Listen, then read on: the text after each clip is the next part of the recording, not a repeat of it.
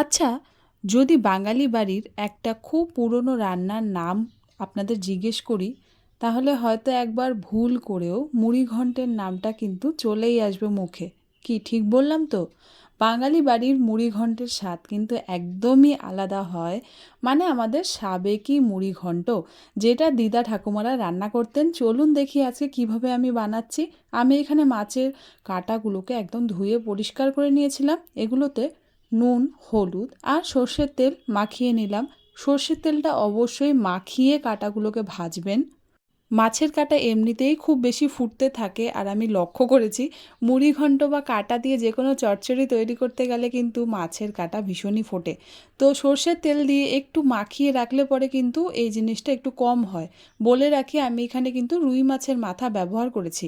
এবার মাছের মাথা ভাজতে একটু সময় তো লাগবেই, সেজন্য আস্তে আস্তে একদম মিডিয়াম টু লো আঁচে এগুলোকে হতে দিলাম। ততক্ষণে দেখাই এখানে ডুমো করে কেটে রাখা আলু, টমেটো, পেঁয়াজ আর কাঁচা লঙ্কা নিয়েছি। কয়েকটা কাজু কিশমিশ নিয়েছি, আর সেই অনুপাতেই নিয়েছি এখানে চাল। আমি এখানে মোটামুটি হাতের আঁচল মাপলে পরে 2 আঁচল চাল নিয়েছি, মানে সেই ক্ষেত্রে দেখতে গেলে হাফ কাপেরও কম। চালের পরিমাণটা অবশ্যই মুড়িঘণ্টে কিন্তু বুঝে ব্যবহার করতে হবে। চাল বেশি বা কম হয়ে গেলে ঘন্ট খেতে কিন্তু ভালো লাগবে না। এবার দেখুন, যে কাজটা এখানে করতেই হবে সেটা হচ্ছে মাছের কাঁটাগুলোকে এখানে কিন্তু আমি টুকরো টুকরো করে ভেঙে নিচ্ছি।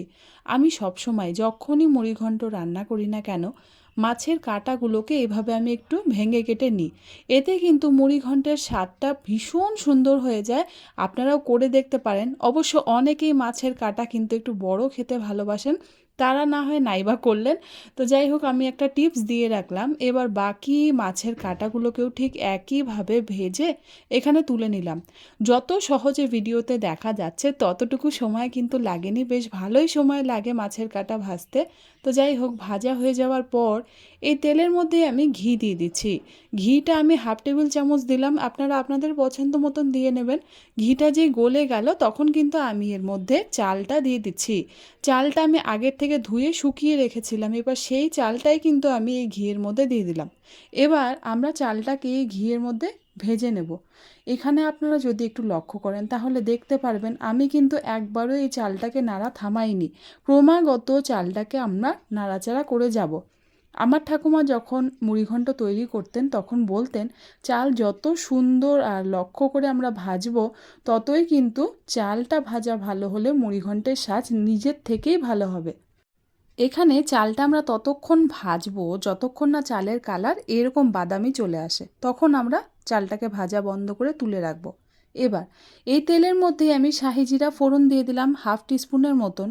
আপনারা চাইলে কিন্তু গোটা জিরেও ফোড়ন দিতে পারেন, তবে সাজিরে দিলে কিন্তু মুড়িঘণ্টে একটা খুব সুন্দর স্বাদ চলে আসে। এবার আমি এর মধ্যে তেজপাতা দিয়ে দিলাম, আর দিচ্ছি হাফ টিস্পুনেরও কম চিনি। চিনিটা গলে গেলে, মানে বেশ সুন্দর একটা লাল রং চলে আসলে কিন্তু আমি এর মধ্যে ডুমো করে কেটে রাখা আলুগুলো দিয়ে দিচ্ছি। মুড়িঘণ্ট একটু ঝাল আর একটু মিষ্টি হলে খেতে বেশ ভালো লাগে। যেমন পোলাও একটু মিষ্টি হলে খেতে ভালো লাগবে, দেখবেন মুড়িঘণ্ট একটু মিষ্টি হলে খেতে ভালো লাগবে। যাই হোক, এভাবেই আলুগুলোকে ভেজে নিচ্ছি। চিনিটা দিয়ে ভাজার আরেকটা উপকারিতা হলো আলুর রং কিন্তু বেশ সুন্দর চলে আসে। এবার আমি এর মধ্যে স্বাদ অনুযায়ী লবণটাও দিয়ে দিলাম। লবণটা দিয়ে ভালো মতন কিন্তু আমি এখানে নাড়াচাড়া করে নিচ্ছি। ততক্ষণ আলুটাকে অবশ্যই ভাজতে হবে যতক্ষণ না এরকম লালচে রং চলে আসে। যখনই আলুর রংটা একটু পাল্টে গেল তখন আমি এর মধ্যে কেটে রাখা টমেটোগুলো দিয়ে দিলাম। এখানে বলে রাখি, আপনারা চাইলে কিন্তু টমেটোর পিউরি দিতেই পারেন, তবে টমেটোটা এভাবে কেটে দিলে কিন্তু মুড়িঘণ্টে বেশ সুন্দর একটা স্বাদ চলে আসে টমেটোর। এবার আমি এখানে ঝিরিঝিরি করে কেটে রাখা পেঁয়াজগুলোকেও দিয়ে দিচ্ছি। দেখুন, পেঁয়াজগুলো যেন মোটা একদমই না থাকে সেটা কিন্তু অবশ্যই আপনারা দেখবেন। কেন কি, মুড়িঘণ্টে কিন্তু মোটা ধরনের পেঁয়াজ বা চারফালি করে কাটা পেঁয়াজ খেতে একদমই ভালো লাগে না।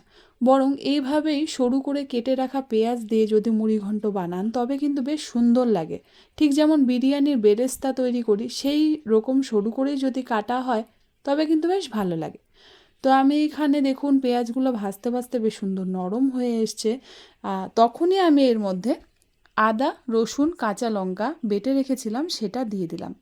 আদা, রসুন, কাঁচা লঙ্কাটা মোটামুটি আমি এখানে 8 কোয়া রসুন আধখানি আদা, মানে আধখানিরও কম, আর দিয়েছি এখানে 2টো মতন কাঁচা লঙ্কা। সব কিছুকে একসাথে দিয়ে এবার দেখুন এখানে একটু মিলিয়ে নিলাম। মিনিট 2-1-এর জন্য এভাবেই আমরা মশলাটাকে নাড়াচাড়া করে তৈরি করে নেব। যত সুন্দরভাবে মশলার গন্ধটা প্রথমে উঠবে তারপরেই কিন্তু আমরা গুঁড়ো মশলাগুলো এর মধ্যে দেব, তার আগে নয়। তো যাই হোক, 2 মিনিট পর এর মধ্যে হলুদ গুঁড়ো দিয়ে দিলাম 1 টেবিল চামচের মতন, তার সাথে জিরা পাউডারও দিয়ে দিচ্ছি এখানে 1 টেবিল চামচের মতো, কাশ্মীরি লাল লঙ্কার গুঁড়ো এখানে ব্যবহার করছি। আপনারা চাইলে কিন্তু এমনি লাল লঙ্কার গুঁড়ো এর মধ্যে দিতে পারেন। তো আমি সব কিছু দেওয়ার পর এর মধ্যে গোলমরিচের গুঁড়োও দিয়ে দিচ্ছি 1/2 টিস্পুনের মতন। গোলমরিচের গুঁড়োটা অ্যাভয়েড করতাম যদি এখানে লাল লঙ্কার গুঁড়ো দিতাম। তো আমি এখানে সামান্য পরিমাণে একটু লবণ এখন আবার দিয়ে দিচ্ছি, না হলে মশলা কষে গেলেও লবণটা না দিলে স্বাদটা কিন্তু ভালো লাগে না। চিড়ে রাখা একটা কাঁচা লঙ্কাও এর মধ্যে আমি অ্যাড করে দিলাম, দিয়ে সব কিছুকে একসাথে 2 থেকে 3 মিনিটের জন্য মশলাটাকে কিন্তু কষতে দিতে হবে। কেন কি এর মধ্যে গুঁড়ো মশলা রয়েছে। তো এখনই জল দিচ্ছি না, 3-4 মিনিট একটু কষিয়ে নিই, তারপর কিন্তু আমরা এর মধ্যে জলটা অ্যাড করব। অবশ্যই জলটা কিন্তু আমরা খুব বেশি প্রথমেই দেব না, এখানে জলটা আমি খুব কম পরিমাণে দিয়ে মেলাতে শুরু করব। মুড়ি ঘন্টের মশলা মানে সম্পূর্ণভাবে মুড়ি ঘন্টটা কিন্তু অনেকটা মাংসের মতোই মশলার উপরেই নির্ভর করে। মশলা যত ভালোভাবে কষবে, মশলার কাঁচা গন্ধটা যত তাড়াতাড়ি যাবে, ততই কিন্তু মুড়ি ঘন্টে ভীষণ সুন্দর স্বাদ হয়ে যায়। এবার ভেজে রাখা চালগুলোকে এর মধ্যে দিতে হবে, না হলে পরে চালগুলো সেদ্ধ হতে কিন্তু বড় সমস্যা করবে। এবার আমি দেখুন চালগুলোকে নাড়াচাড়া করতে করতে জল একদম শুকিয়ে গিয়েছে, তবে দেখেই বোঝা যাচ্ছে এখনও কিন্তু চালগুলো ঠিকঠাক সেদ্ধ হয়নি। তো এবার যেটা করতে হবে, আমি এখানে 2 কাপ মতন গরম জলও এর মধ্যে দিয়ে দেবো। গরম জলটা দিচ্ছি ইচ্ছে করে, তাহলে পরে কিন্তু চালটা খুব সুন্দরভাবে সেদ্ধ হয়ে যায় আর স্বাদটাও কিন্তু বেশ সুন্দর বজায় থাকে। এখানে দেখুন দ্বিতীয়বার জল দেওয়ার পর যখন চালটা নাড়াচাড়া করছি, তখন কিন্তু এটা দেখে আপনারা আশা করি বুঝতেই পারছেন চালগুলো কত সুন্দর সেদ্ধ হয়ে গিয়েছে। আপনারা যদি মুড়ি ঘন্ট একটু নরম করে খেতে চান, তবে কিন্তু জলের পরিমাণটা আর একটু বাড়িয়ে দিতে পারেন, অনেকেই ভালোবাসেন। তবে আমি আজকে যে মুড়ি ঘন্টটা করব সেটা একটু ঝরঝরে হবে, সেজন্যই আমি এটার মধ্যে আবারও সামান্য পরিমাণে একটু জল দিচ্ছি, যাতে চালের এই দানা ভাবটা চলে যায়। আবার মুড়ি ঘন্টও কিন্তু একদম সুন্দর ঝরঝরেই তৈরি হবে। যদি আমার মতোই আপনারা মুড়ি ঘন্টটা একটু ঝরঝরে খেতে ভালোবাসেন, তবে কিন্তু একটু মাপ বুঝে বুঝে জলটা ব্যবহার করতে হবে। এবার জলটা দেওয়ার সাথে সাথেই ভেজে রাখা কাঁটাগুলোকেও এর মধ্যে দিয়ে দিলাম। এতে করে কাটার যে গন্ধটা আর স্বাদটা, সেটা কিন্তু মুড়িঘণ্টের মধ্যে চলে আসবে। বেশিরভাগ বিয়ে বাড়িতে আপনারা, বিয়ে বাড়ি বলুন বা অনুষ্ঠান বাড়ি বলুন, সব কিছুতে আপনারা লক্ষ্য করবেন মুড়িঘণ্ট কিন্তু একটু ঝরঝরে তৈরি করা হয়।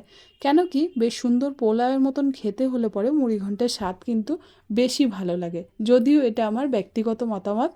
এবার আমি কাটাগুলোকেও দেখুন এইভাবে চালের মধ্যে খুব সুন্দর করে মিলিয়ে নিলাম। এবার আমরা এগুলোকে ভালো করে 2 মিনিটের মধ্যে মিলিয়ে নিচ্ছি। কাঁটাগুলো মিলিয়ে নিয়ে তারপর কিন্তু আবারও ঢাকা চাপা দিয়ে এটাকে হতে দিতে হবে।